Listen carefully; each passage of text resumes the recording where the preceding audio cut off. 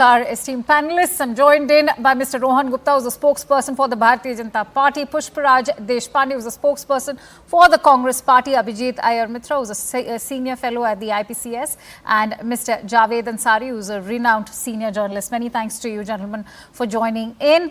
Of course, Mr. Deshpande, if I could begin with you. Is Rahul Gandhi forgetting that he belongs to a party which back in the year 1994 had sent the leader of opposition to argue for the case of Kashmir at the UN headquarters in Geneva, and today he's hobnobbing with those very politicians from the United States who are against the cause of Kashmir? Hi Akanksha, thank you for having me on your show, and a very good evening to my fellow panelists and our viewers. Firstly, leader of opposition Rahul Gandhi met a delegation of senior US policymakers in the interest of deepening ties, which is in India's national interest. One of the delegates happened to be Representative Omar, who is not just the deputy chairperson of the Congressional Progressive Caucus, but also very close to the presidential candidate Harris and her running mate. The meeting was public and everything was above board. If the government of India suspects anything is wrong, they can summon the US ambassador and lodge a formal protest. There is no need for this smear campaign in the media. Secondly, in public life, we often meet a number of people. That doesn't mean we endorse all their views. Just to give you an example, Rahul ji has often met Advani ji and Gadkari ji out of respect and in the interest of forging consensus on India. He also praised Prime Minister Vajpayee just yesterday. That doesn't mean he endorses everything they say and do. A dialogue doesn't necessarily mean blind endorsement, unless of course you're in the BJP. It can also be a respectful dialectic. Thirdly, if the BJP is so insistent that nations should not interfere in each other's sovereignty, something which I agree on, why did Prime Minister Modi campaign for a candidate in the US? Why does the BJP Overseas Unit actively campaign for right-wing parties and candidates in various nations? Doesn't this tantamount to interference in the politics of other nations? Doesn't this compromise our relations with progressive governments? Fourthly, the BJP's problem with the LOP meeting Representative Omar is because she condemned the BJP's treatment of Indian Muslims and boycotted PM Modi's speech in the US Congress.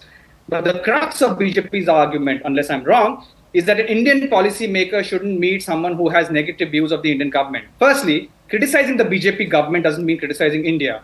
Every nation loves India and wants to collaborate with us. They have a problem with BJP as a party, how it treats Muslims, how it backs perpetrators of crimes against women, how it undermines the constitution, and how it interferes in the politics of our nation, other nations. But if the BJP genuinely believes Indian policymakers should not meet foreign leaders who are critical of our government politics, why weren't they incensed when Prime Minister Modi made a surprise visit to meet Pakistani PM Nawaz Sharif on his birthday? After all, Pakistan still imports terror into India. Similarly, why is Prime Minister Modi hobnobbing with China's leadership? I'm sure, Mr. Deshpande, you will agree that the situation after that visit to Pakistan by Prime Minister Modi has deteriorated enough. And let me now allow my other panelists to speak. I have given you enough time. Rohan Gupta, why is hobnobbing with Ilhan Omar so problematic when Rahul Gandhi himself has endorsed India's foreign policy when it comes to terror and talks not going hand in hand between India and Pakistan? Then why hobnob with an Ilhan Omar, who particularly is known for her anti-India stance on Kashmir? Akanksha, can you hear me? Yes, I can. Please go ahead. Akanksha, after viewing this picture, if any Indian, even a normal Indian, meets Ilhan Omar, I think that is not in favor of the country. I think anybody, Rahul Gandhi is not a normal politician now, he's the leader of opposition. He goes and meets anybody, even a normal person. It's not an open meeting, it's not a public meeting where our audience comes and shakes hands. No. He's met the delegation, and one person who is part of the delegation, the same person has visited POK. The same person has been against India from the beginning. The same person has always introduced resolutions against India in American Parliament. And you are telling that it's okay? No, that's not okay.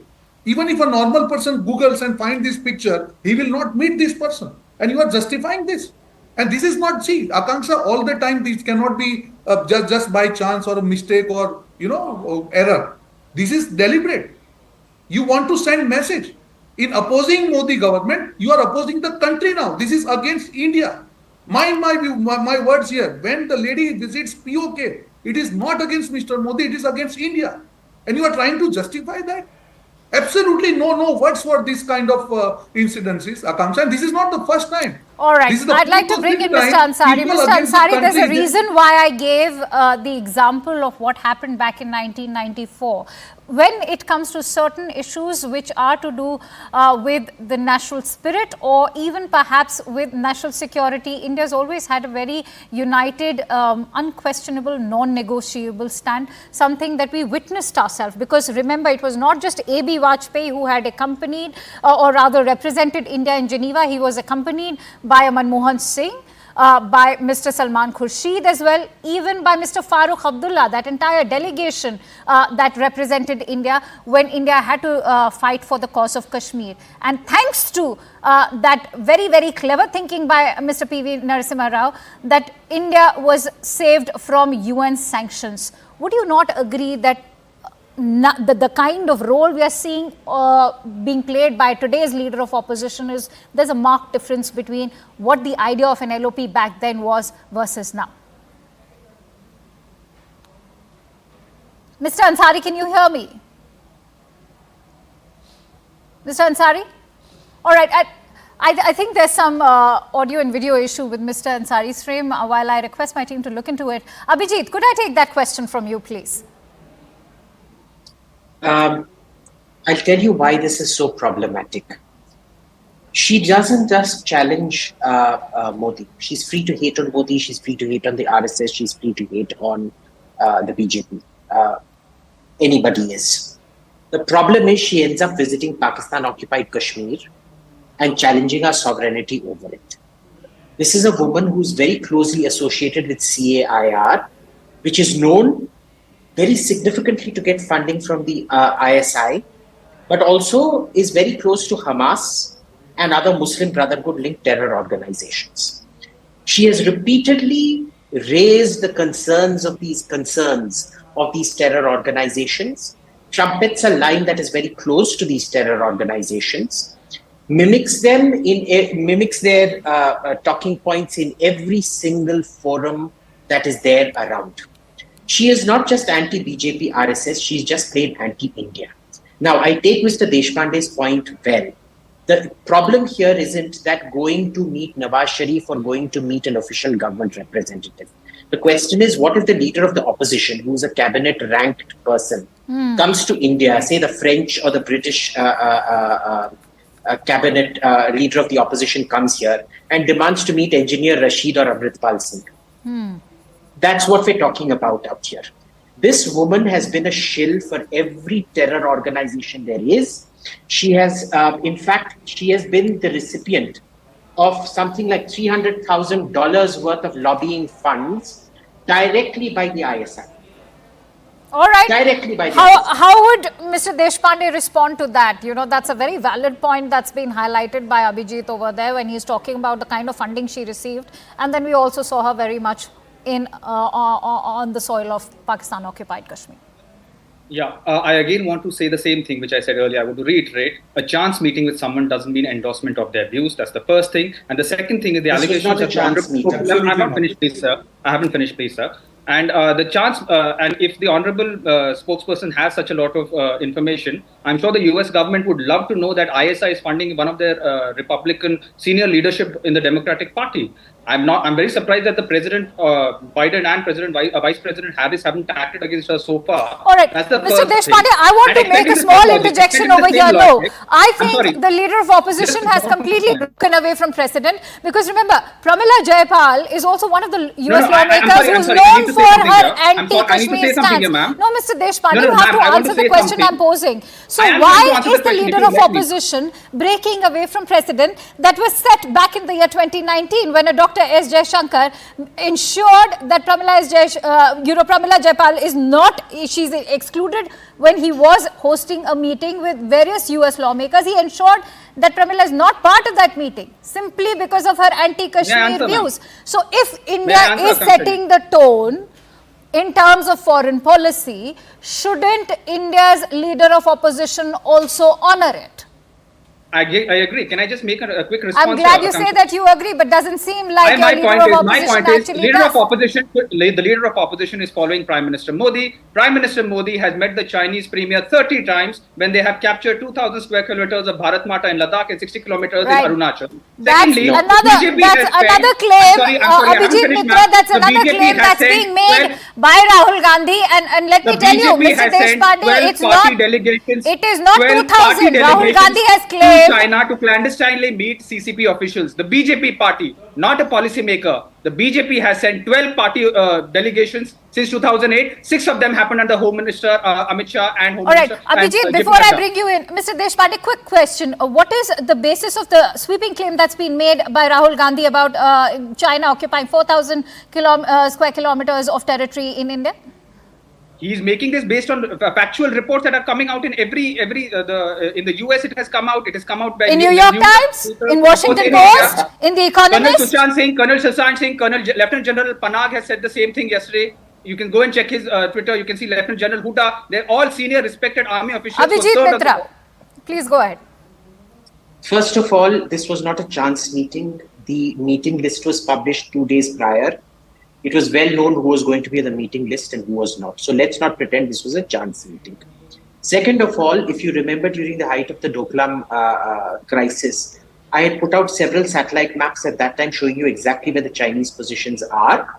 Now, people can say what they like. The problem is the maps don't bear out any further Chinese incursion after 2013. Okay. Now, and the surprising thing is all the people who claim this are simply unable to prove anything with maps because all the cartography goes against it. Third, there is a big difference between meeting meeting the official of another state and somebody meeting a non-equivalent lower than you representative who is particularly vitriolically anti-India. Ilhan Omar is nothing. She has no official position right now except the deputy chair of the Progressive Caucus, which is anyway a bunch of left loonies as there is.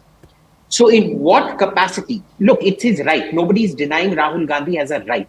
We're questioning his judgment over meeting somebody as toxic and virulent as Ilhan Omar, a woman who has supported Erdogan in the past while ignoring all his massacres of his own people, his support of ISIS and Al-Qaeda in Syria. Right. This is a woman who regularly takes money from the Qatar royalty, which is known as the biggest funders of terrorism anywhere on earth.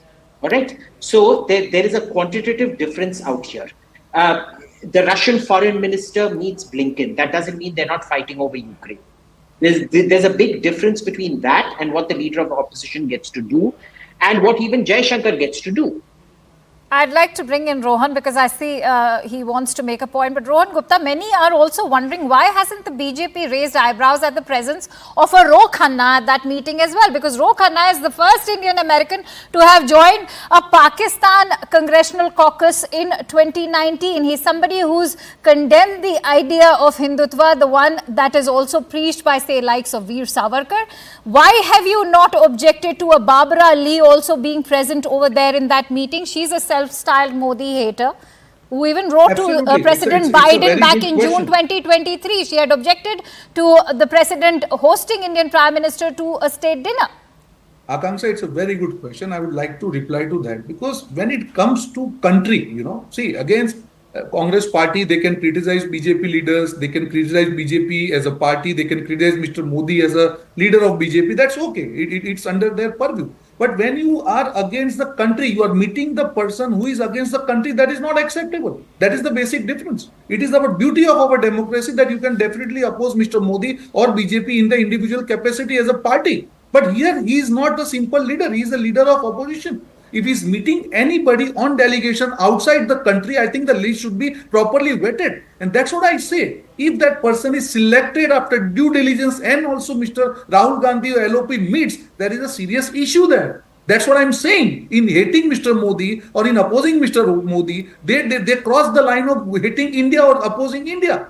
I think anybody who simply does the Google and find these pictures, anybody under the sun, if he's the advisor of LOP, they will not allow this meeting to happen or that person to be part of the delegation. It is as simple as that. You cannot justify that. All right, Mr. Deshpande, you should apologize. That's Mr. Deshpande, Gurpatwant Singh Pannu has now said that Mr. Gandhi has justified the Sikhs for Justice's global Khalistan referendum campaign. Do you now admit that the way that analogy was drawn, even if the leader of opposition was trying to address the issue of religious freedom in India, that was a wrong analogy? Because by giving that analogy, today he's only given more support to a person like Gurpatwant Singh Pannu, who is a terrorist, a branded terrorist in India? I want to be absolutely clear, Akankshaji. The INC doesn't support any secessionist movement or anyone who holds such views. Not now, not ever. We have lost 2 prime ministers and countless leaders to maintain India's integrity. Now, even though the BJP is desperately trying to link some person's views in some nation to Congress party because of a coincidental meeting, Punjab isn't buying whatever the BJP is spinning. We've had a Sikh PM. Sonia Gandhi ji and Dr. Manmohan Singh have apologized for 84 in Parliament and in the Golden Temple. And since then, the Congress has been elected multiple times in Punjab. So I don't think this is a valid issue. The second point is that he was making an illustrative example. He was basically saying that Sikhs and all minorities should continue to have their right to cultural cultural practices. And an example pointed to Sikhs wearing turbans and the kada. He did not say that that is not happening. And thirdly, it is factual that in India, 7.38 lakh Muslims have been rendered homeless because 1 lakh homes have been bulldozed with the last thing without due process. Then we ought to be talking about Muslims, not talking about Sikhs, who perhaps are the most protected. I just explained, Akanksha ji, that it was an illustrative example. It's the most ironical analogy, considering we've seen the Sikh genocide of 1984. Let me bring in Abhijit Mitra. Abhijit, you heard for which they have apologized in Parliament and for which Punjab has forgiven Congress party. Let's move on. The Congress party has apologized for it in Parliament and in the Golden Temple, and Punjab has voted in the Congress party multiple times after that. Rohan we continue to be apologetic. I don't think. So are you saying, Mr. Deshpande, that if there's a theft in your house and you extend that apology, is that an apology? Because, you know, having a Sikh Prime Minister apologize for the massacre against Sikhs, does it even count as an apology? Democracy. The people get to decide.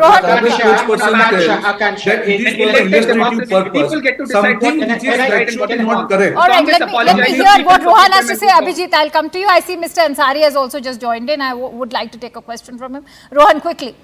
Yeah, Akanksha, point is very simple. It is a point which is made by Mr. Rahul Gandhi, which is not correct. How can you give illustration which is factually not correct? You are questioning the whole Sikh community and you have given ammunition to the terrorists sitting outside India. I think this is the worst ever possible thing from any LOP for any country, going out of the country, talking about the country and getting support from the terrorists who is sitting outside India. What are you talking? Abhijit Mitra, we've seen Rahul Gandhi trying to cultivate this image of a hardliner against RSS. You know, he's compared RSS with Muslim Brotherhood. So if he can break away from the history that an Indira Gandhi shares with an RSS, or perhaps also a Sonia Gandhi who never openly condemned the RSS, if he can break away from that past which respected RSS when it came to the higher quarters of the Congress party, why can't he openly condemn the 1984 genocide? I'd like to, you know, many say that yes, he has supported he's endorsed that apology that had come in from Prime Minister Manmohan Singh. He has also endorsed what the mother had to do when she went to the Golden Temple, but he's in fact abstained from openly issuing an apology. Akanksha, see, the problem here is the level of conversation in India about pogroms has descended so much that we're talking about getting away with killing 3,000 people with some mere apology. I'm sorry, killing 3,000 people plus is not a theft where you say, maaf kar do, bhuka tha, okay, maaf kar diya. 3,000 people were killed. I remember in Khan Market, where I used to live opposite in Bharatiya Nagar, people had tires put around their necks and they were burnt alive. Rajiv Gandhi was sitting at that time playing the fiddle or God knows what at that point of time. I'm sorry, you don't get away with an apology for things like that. If that is the case, there are thousands of murderers serving out life sentences. Nirbhaya ke hatyare agar apologize karte, you would let them go. What kind of nonsense is this? Mr. Deshpande, how do you call it an apology when we've seen how Jagdish Taitla has been honoured when he's asked to join the yatras. We've seen how you've also honoured a Sam Pitroda who said that hua to hua, and then he's elevated to senior level positions. We've seen that remark that had come in from Prime Minister Rajiv Gandhi back then earlier. But yes, we've seen Manmohan Singh also issue that apology. But I'd like to, in fact, quickly bring in Mr. Ansari also, but Mr. Deshpande, I give you 30 seconds. I continue to hold by what I said. What happened in 84 was wrong, continues to be wrong. Manmohan Singh apologized about it. Sonia Ji also apologized about it in Parliament in Golden Temple. And the fact of the matter is, the Congress party suffered in 85, in 89, and so on and so forth. We are an elected democracy. It doesn't resolve what happened then. It continues to be a dark blot in our history, and we continue to be ashamed of it. But the fact of the matter is, Punjab has punished us and has moved on. We are an elected democracy. A media panel of 4 people cannot be judge, jury, and executioner. It is the people. The mandate of the people is ultimately what decides what happens. All right. What is right. Mr. Ansari, I'd like to bring you in. First of all, thank you for joining in. Do you think that the analogy that was used by Rahul Gandhi yesterday when he talks about how Sikhs are unsafe, the BJP clearly would want to see this more as just a lot more than an analogy. But do you think that that is the reason why somebody like a founder of Sikhs for Justice, who's a wanted terrorist in India, somebody like Gurpatwant Singh Pannu has only been emboldened to say that what Rahul Gandhi said yesterday is exactly why that justifies our global campaign for a Sikh referendum for Khalistan? No, so what is the question? Because the question is only that, do you think that it is what Rahul Gandhi said that emboldened Gurpatwant Singh Pannu to make that statement today? He said that it justifies our referendum demand. Kancha, assuming that Rahul Gandhi had not said what he said, nothing would stop Pannu from doing what he did. Pannu has been active in an anti-India campaign, trying to foment trouble, trying to rouse the Sikhs against the country from long before Rahul Gandhi made this statement. Yes, Rahul Gandhi was trying to make a larger point about the situation of minorities in the country. I do agree that the example, the analogy was not entirely appropriate. Rahul Gandhi needs to weigh his words a lot more carefully. He needs to be careful about what he says. He's no longer just a leader in India's opposition. He's now the opposition leader, and therefore he needs to be very, very, very careful. People can argue whether it is true or not. Yes, Congress has a lot to answer. 84 was a blot. I lived through 84. I lost some very dear friends. So that is something that must not repeat itself. But was 84 the only thing that happened in this country? Just at least belatedly, even if it was a Sikh, it was a Congress Prime Minister who apologized. What about what happened in 2002? Has anybody ever apologized? What about subsequent, all the lynchings, all the beatings, all the victimization that takes place in the name of religion? Has anybody even condemned it, criticized it? I mean, it's very easy to ask questions of people in the opposition. How about, it's time now that we started asking questions of those in power. Rohan Gupta. Whose actions are leading, whose actions are aggravating. Rohan Gupta, please go ahead. Some very solid, concrete questions being raised over there by I'll answer Mr. Ansari. Akanksha, first of all, we are debating this on statement of Mr. Rahul Gandhi, who is now LOP of this country. And he made a clear-cut comment outside country that Sikhs in this country are not safe. They are not able to wear turban or go to gurdwara and all. We are where this point has come from, right? We can keep on talking about apologizing. We keep on talking about 1984. This is inside our country. You are going out of country, you are telling something which is not true, and terrorist, the Khalistan terrorist who is sitting outside, he is supporting your statement. I think you are giving wrong ammunition. The whole country, we know that as a country we are fighting against Khalistan in Canada, outside Canada, and giving this kind of support. Talking of misrepresenting facts, Abhijit Mitra, quickly I'd like to bring you in. What is one to make of misrepresenting or glossing over facts when we know that China is on a steady decline, whether it is their GDP or even in terms of youth unemployment? The latest World Bank data indicates 17% is what it's risen to in August. And Rahul Gandhi, in fact, goes out there, claims that the West and India have handed over their manufacturing to China, and the unemployment we are facing is far more than what China has. Look, Rahul Gandhi has some very strange ideas of economics. Yesterday, the Indian Express article of his admission to St. Stephen's was put out. from the 1980s. He got 49 in economics. This is not a person I'm going to take seriously on anything economics. I don't think it's misinformation. I think he's woefully misinformed. That's about it. I'll give him the benefit of the doubt. All I right. don't think he knows economics. Mr. Deshpande, your closing thoughts before I take them from Mr. Ansari as well. Two quick comments. One is that if we extend the same argument that Rahul Gandhi's comments could have emboldened people who are taking things out of context, extending the same logic, would the release of terrorists after IC 814 didn't it embolden the ISI and the Mujahideen to attack Parliament in 2001? But you do agree it was the wrong example, No, right? no, one second. No. I'm just saying that's the first point I'm making. The second point that I'm trying to make is that again, he said we need to protect minority rights so that Sikhs and other minorities continue to practice their cultural practices. That Then was an perhaps illustrative talk example. about I that don't know particular why. minority group And the that third he point, was and the trying third to point refer about to. GPA, about the All fact right, about I'm what running you said short about of time, manufacturing. I Mr. need to respond to Deshpande. that. I need Mr. to respond to Ansari, the when it manufacturing. Akansha, comes very to small comment. comparing India at a time when we've with China, when we've seen an Intel, when we've seen even Apple bringing manufacturing units to India, is that the right thing to say? Because the facts certainly don't indicate so, that India's unemployment is higher than China's or even the GDP. Akansha, there is a tendency. Akansha, can I come in? No, let Mr. Ansari answer that. Okay.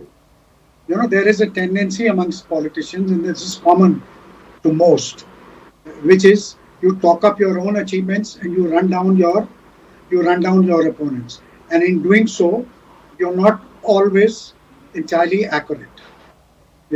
Sometimes figures are exaggerated to make the point. Mr. Ansari, are you saying that World Bank data is also exaggerated? I'm not saying World Bank data. I was talking of politicians. Unless you consider the World Bank a politician, then it's something very different. But I'll have to go by data, and I'm just quoting data over here. That's the point I'm making. That politicians sometimes twist facts, sometimes twist figures to speak for themselves. As far as this question of discussing or dissing your domestic opponents abroad is concerned, I believe in the old convention of not discussing domestic politics outside India's shores. But who broke that convention? Who started criticizing the opposition? Who started? Till day before yesterday, my good friend Rahul Gupta was on the other side criticizing the very same action. I'd be very interested in knowing whether his views have changed now that his positions, now that his Rahul Gupta, I give you 10 seconds to explain. I think, Mr. Ansari, this is precise reason why people like us who are in politics to contribute, they had to hear about their conscience, because you cannot go above the country. The whole world is praising India. The economic development is highest across the world. 14% of the iPhone are produced outside China for the first time in the history of Apple. And still Mr. Rahul Gandhi has no words to praise this government. I think that is the problem. No, perhaps that's not the job of the leader of opposition, Rahul Gupta. The leader of opposition would want to highlight issues, but issues which perhaps hold some merit and hold some ground. Many thanks to you, gentlemen, for joining in on this discussion on Plain Speak. And now coming up next is the high drama that has ensued on the streets of Shimla. This over the illegal construction of a mosque. Demolish the masjid. That's the demand being raised by Hindu groups. Has Congress government mishandled the entire controversy? That's the question we are probing in just a bit.